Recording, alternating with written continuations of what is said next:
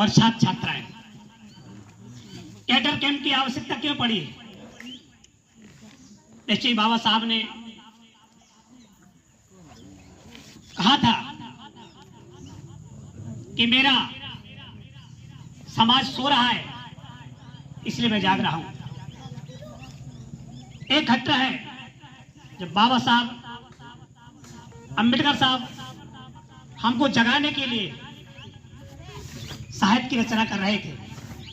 उन्हें पता था कि मनुष्य का जीवन एक निश्चित समय के लिए होता है, इसके बाद हम दुनिया से चले जाएंगे, तो मैं किताबों के रूप में आपको जगाता रहूंगा। जब विदेश का पत्रकार भारत भ्रमण पर आता है और जाके सर्वप्रथम वो महात्मा गांधी से मिलते हैं। महात्मा गांधी उस समय कांग्रेस के लीडर हुआ करते थे, चर्चित नेता थे। पत्रकार आते हैं इंटरव्यू लेने, तो सबसे पहले गांधी जी के पास पहुंचे। लगभग रात्रि का 10 बज चुका था। जब वो गांधी जी के बंगले पर गए, पहुंचे, तो बाहर जो गार्ड खड़ा था, गार्ड से कहा कि गांधी जी से बात करना, मैं फलाने देश से आया, अमेरिका से आया हूँ और कुछ मुझे आवश्यक बात करनी है, तो गांधी जी से मेरी बात करवाइए, मेरा संदेश पहुंचाइए। बोले नहीं, गांधी जी सो रहे हैं, आप सुबह तक इंतजार करिए, सुबह मुलाकात हो पाएगी, इसके पहले उनके पास समय नहीं, सो रहे हैं।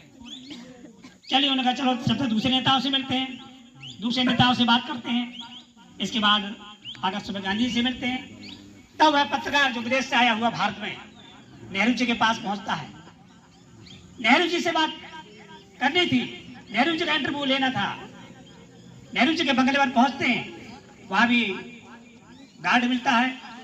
फाटक पर पत्रकार महोदय ने कहा कि मुझे नेहरू जी से आवश्यक बात करनी है, मैं अमेरिका से आया हूं, पत्रकार हूं और मेरी बात करवाइए। गार्ड ने जवाब दिया कि नेहरू जी सो रहे हैं और आकर सुबह मिलिए, इसके पहले वो नहीं जाग पाएंगे। तब तक रात का 12 बज चुका था। तब उन्होंने कहा मैं कहाँ जाऊं?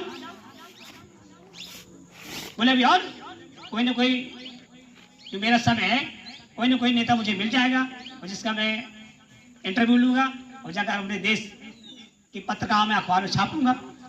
चलते हैं। अचानक याद आया कि एक बाबा साहब डॉक्टर अम्बेडकर जी मेरे यहाँ पढ़े, तो अमेरिका में पढ़े, वो भी विद्वान व्यक्ति है, वो भी राजनीति के बारे में निपुण है और यहाँ के बहुत बड़े बहुजन समाज तबके का नेतृत्व करते हैं। चलिए उनसे मुलाकात की जाए, उनके पास जाया जाए। लगभग रात का 2 बज चुका था और वह पत्रकार घूमते घूमते बाबा साहब के पास पहुंचते हैं।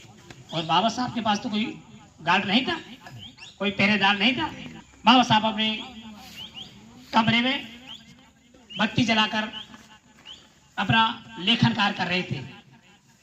देखा पत्रकार ने कि यहाँ तो गार्ड नहीं, मैं किससे पूछूं, अंदर रोशनी तो जल रही है। बगल में खिड़की से देखा तो बाबा साहब अपनी नजरें गड़ाए, टेबल पर रजिस्टर रखे, पेन से कुछ लिख रहे थे। जब उन्होंने देखा खिड़की से, ये महाशय तो जाग रहे हैं, हो सके इनकी कुंडी खटखटाए और इनका इंटरव्यू लिया जाए।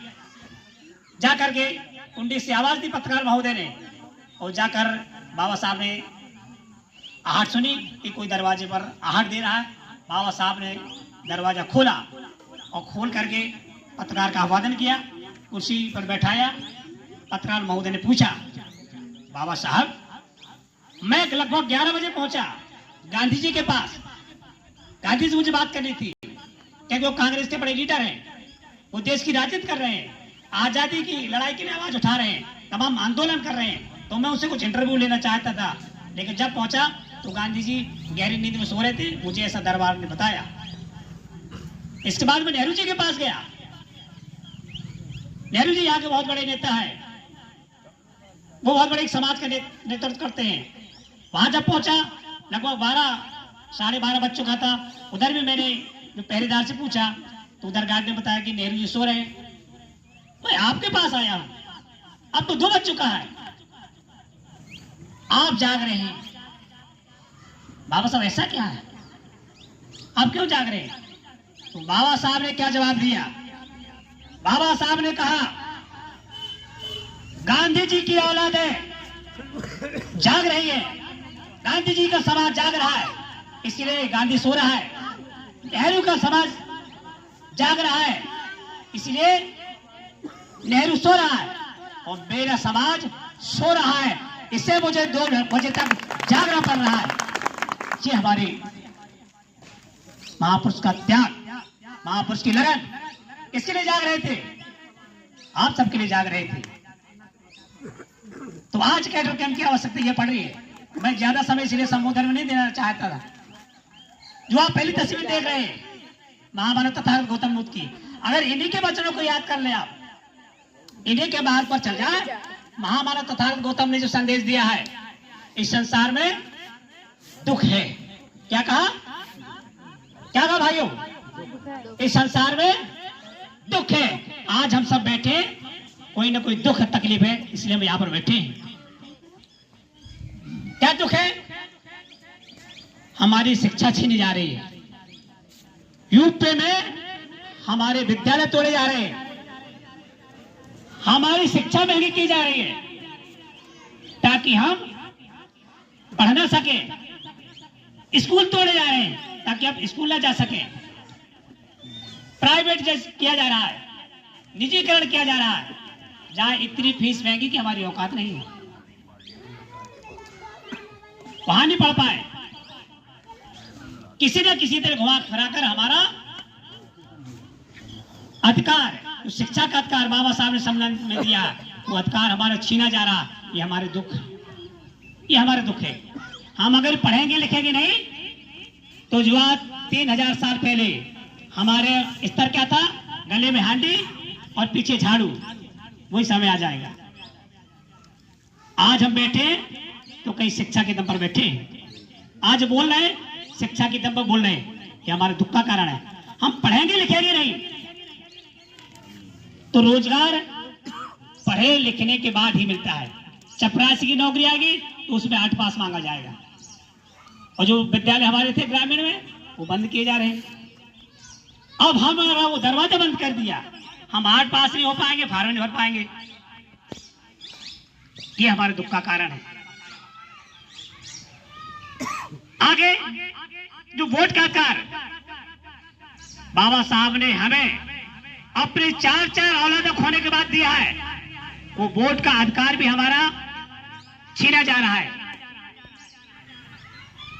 ये हमारे दुख का कारण है। जब हमारे मानवर काशी साहब ने बहुजन समाज पार्टी बनाई, इन्होंने एक नारा दिया था 1585। क्या दिया था नारा?